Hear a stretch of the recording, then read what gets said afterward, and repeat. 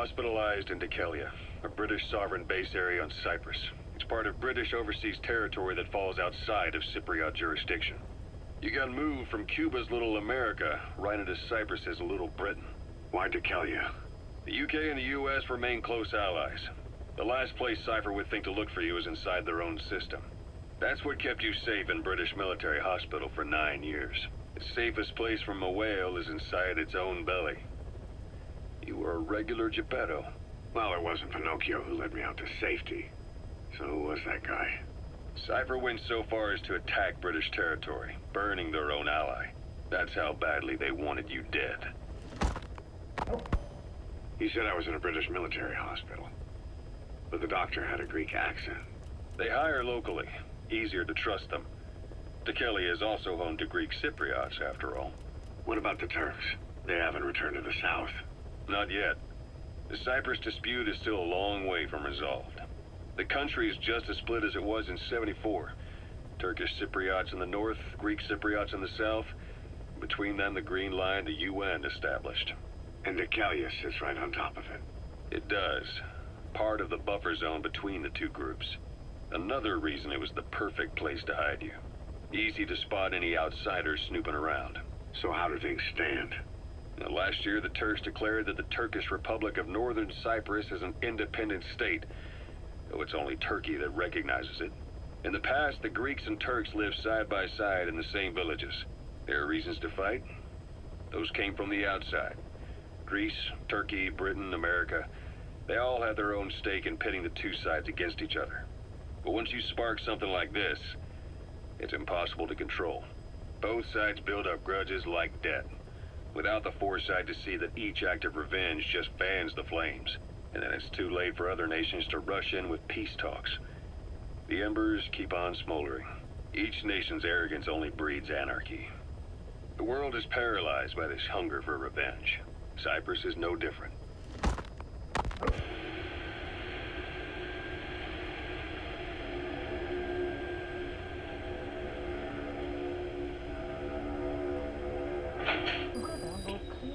You're up. We're changing ships? We can't go sailing the Suez in a whaler. The Suez Canal. When did they reopen it? Not long after you were attacked. Once they finished sweeping it for mines after the Arab-Israeli conflict. Can you stand? We're going to transfer it to a container ship for passage through the Suez. Our destination is Pakistan, Afghanistan's neighbor to the south. There, we disembark and head via Peshawar to the Zero Line, the border. We'll travel to the Khyber Pass by road. And then? We continue on horseback. Afghanistan's main roads are under Soviet control. We'll need to go around them. It'll be all narrow, winding paths through the mountains. We'll do better on horseback. It's a local guerrilla tactic. They use the higher ridges to avoid air recons. Then they charge down the mountains for ambushes. The Soviets still haven't devised a counter-strategy. Our time frame is only half as much as we really need. It's gonna be a tough march. Better horses than boats. Well, it'll make for good physiotherapy. Take the time to get used to that new arm. While the Soviets have indicated they are not participating in the Los Angeles Olympics, primarily because the United States has made no attempt to guarantee the safety of the Soviet Union's athletes, the United States is increasingly demonstrating the belief that the issue has nothing to do with its preparations, and in fact this is retaliation for the Western nation's boycott of the previous Moscow Olympics. That concludes today's news. That's quite some news. The Soviet Union not attending the LA Olympics? Yeah. Andropov's death has changed some things. They're calling it revenge for the Western boycott of the Moscow Olympics. Countries boycotted the Moscow Olympics? Yes. In protest of the Soviet Union's invasion of Afghanistan. Over 50 countries were absent. It's too bad I didn't get to see Yamashita's judo. When the 40th Army crossed the Amu River 4 years ago, détente went right out the window. The U.S. Congress chose not to ratify SALT II, and Reagan's hardline politics won in the presidency in a landslide. According to him, the Soviet Union's an evil empire. The Second Cold War. And there's been no end to regional conflicts and civil wars. Lebanon, the Falklands, Grenada, Iran, Iraq. The story never changes. Egypt and Israel did sign a peace treaty. But then the driving force on the Egyptian side, President Sadat, was assassinated afterward. Apparently, his actions were considered a betrayal of his fellow Arabs. Islamic extremists? Yes, fundamentalist extremists have been responsible for some bold acts of terrorism in recent years. We've had extremist students in Iran take U.S. embassy workers hostage, and suicide bombings in Lebanon. Over 300 foreign soldiers stationed there have been killed. The countries have yet to develop an effective means of dealing with terrorism. Afraid of losing their own men, they've pulled their forces out, handing private forces a golden opportunity. Private forces? Small armies with no national affiliation, working for the highest bidder. That's right, they got the idea from you. After Mother Base went down, they began spreading to meet the soaring demand. Miller's organization is just one of many PFs now. The entire world is after you. But at the same time, it needs you too. Miller told me about what happened in the Caribbean 9 years ago.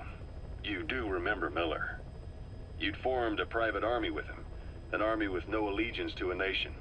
I remember, but... I see.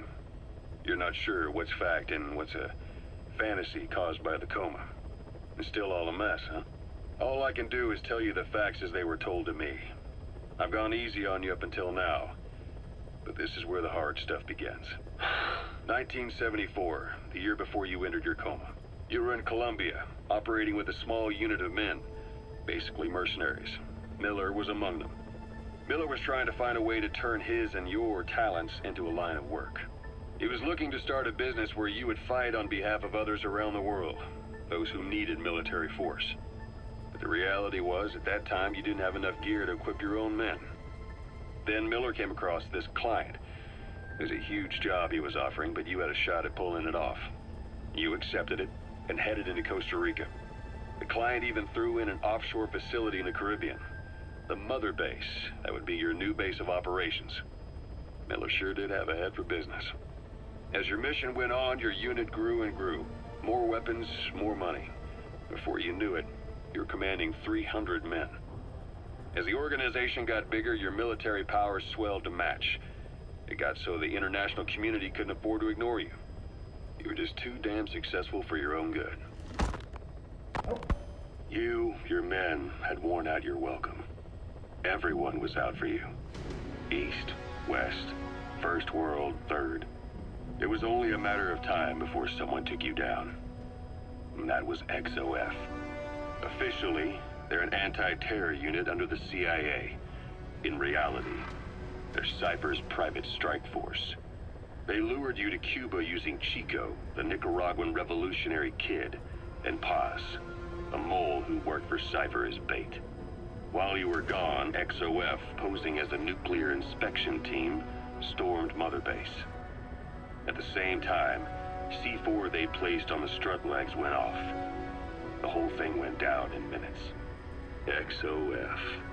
Kisses and hugs followed by a big FU. All because of Miller's blind spot. A back door into Mother Base no one suspected. You remember a certain scientist.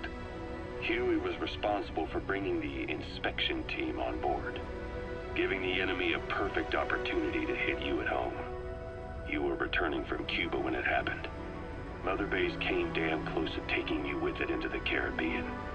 Those of your men out on assignment returned right away. They refused to believe the wreckage in the water they found was Mother Base. But they checked the coordinates again and again, until reality finally settled in. You were supposed to die that day. That was XOF's primary objective. As far as most folks know, you did. The first doctor to see you wasn't even sure what he was looking at. Before they'd even finished operating, your men moved you to that hospital in Cyprus. It was a woman named Eva who arranged that. Rings a bell, huh? Most men in your condition would have been written off right from the start. But you survived. You went straight down to hell, and they pulled you out. Your eye wide open. Full of venom. The days of naked Snake are long gone. Welcome back, Venom Snake. This world still needs you. Here, Snake, try this on. A prosthetic arm. Yeah, Miller was calling it the arm that wasn't there. The physiotherapy's going well. Your arm's bulked up enough for it to fit. There. Perfect. A little time with it, and it'll work better than the real thing. What do you think? Huh. I can still feel my real arm. Well, you better get used to this one quick. You have any pain? Every now and then. Where? My fingertips.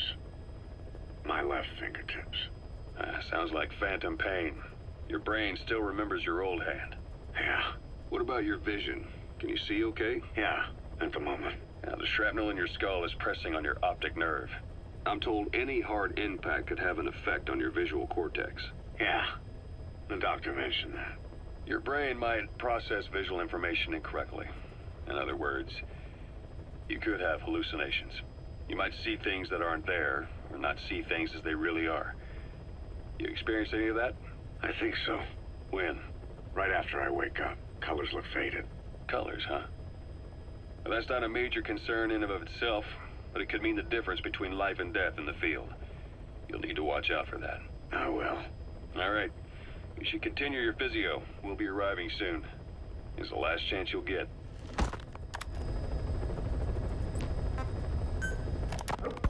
Ocelot. I hear they started calling you Shalashaska in Afghanistan. What's that about? You know the term Sharashka? It's slang for a suspicious, hastily thrown together organization. The word became associated with a type of forced labor facility in the Soviet Gulag system. OKB scientists and engineers who'd been convicted of crimes were sent to a Sharashka for forced R&D. The Sharashkas were supervised by Lavrenti Beria of the NKVD, the secret police, under the official name 4th Special Department. Forced research? That's not very different from what we do here. Diamond Dogs is different. Everyone here believes in you. Regardless of where they came from or why they're here, they revere you. And they're fighting because it was their choice. And if it wasn't, they'd leave? Who knows? That's our reality here, whether it's real or not. If there's another truth, I don't want to know it. All that matters is that's the concept that's taken shape in their heads. The traces of a group ideology, our superstructure, to put it in Marxist terms. All right. Go on. Right. So anyway, at some point the enemy started calling me Sharashka. This was after the war in Afghanistan broke out. While I was keeping an eye on you in that hospital, I was also heading up interrogations here. The men I broke gave up their comrades and families, everything they wanted to protect them most. No real cause for it. I just let myself get caught up in the old Russian pride. And suddenly I received the honor of becoming Special Interrogation Advisor to the forced labor camps. But the more men I interrogated, the more people saw me as just that, the interrogator. It helped cover my real objective of keeping you safe. You went that far for me? Far enough to keep you alive. I ended up being pretty well known among the Afghan guerrillas. Some of them would have seen me on the battlefield, and that's how I got the second half of the name. Shashka. It's a sword, a type of saber from the Caucasus.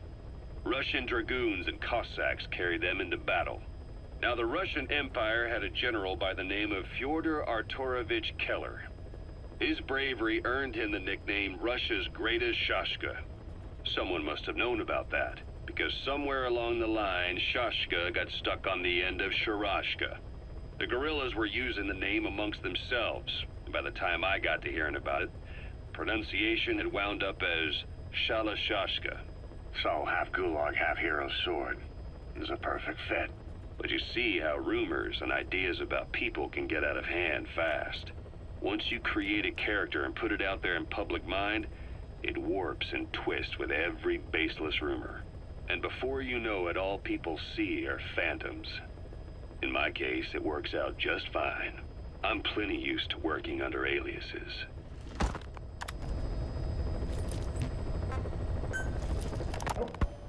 So SALT II still hasn't gone into effect?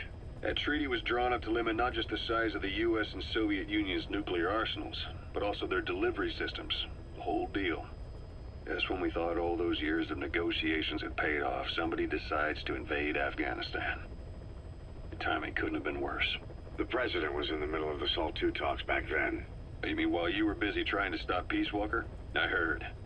President Ford was meeting with the General Secretary in Vladivostok. In his absence, the political brass in America detected what they didn't realize was false nuclear launch data from Peace Walker, and were on the verge of ordering a retaliatory nuclear strike. Coleman's big idea? Humans are incapable of destroying themselves. Turns out he never knew what humans are capable of. If that AI, the boss, hadn't found a way to stop the fake data transmission, they probably would have gone ahead with the launch. Deterrence was revealed as the pipe dream it was. All thanks to you. And her.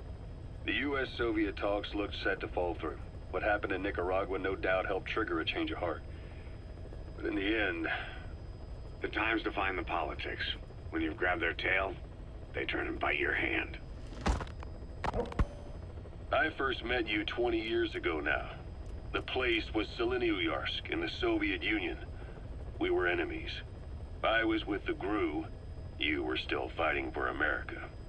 1964. Operation Snake Eater. Its objective? The assassination of the legendary soldier known as the Boss. When you returned home successful, they awarded you the title Big Boss. Your CO, Zero, sought to carry on the boss's will by covertly establishing his own organization. You knew the original members from Operation Snake Eater. From America, there was David O, or as he was to you, Major Zero. Donald Anderson, aka Sigint. Dr. Clark, who went by paramedic during the operation. And the fourth, you. From China, there was Eva. And me, Ocelot, from the Soviet Union. 6 in total.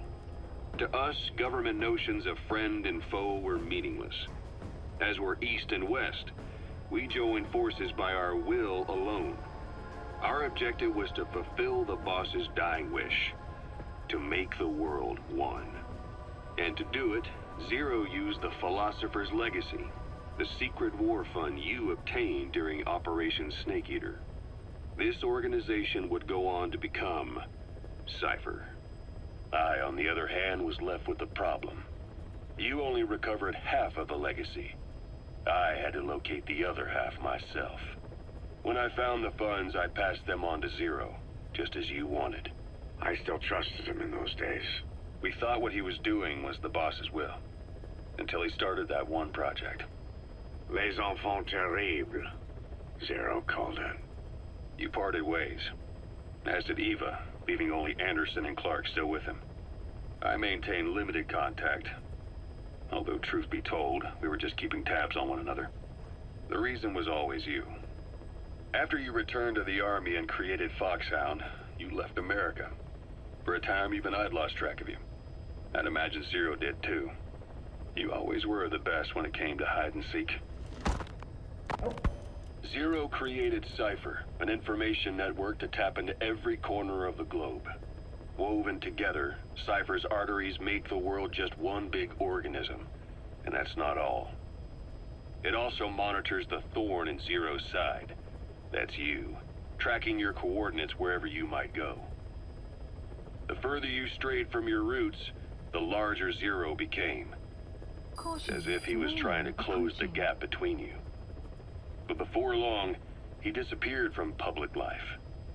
Only a few people had direct contact with him. For a time, I was one of them. Then a year after you fell into your coma, he slipped out of sight entirely. Since then, nothing. No photos, no recordings, not even a reliable rumor as to his whereabouts. I tried every method I could think of, but Zero was gone.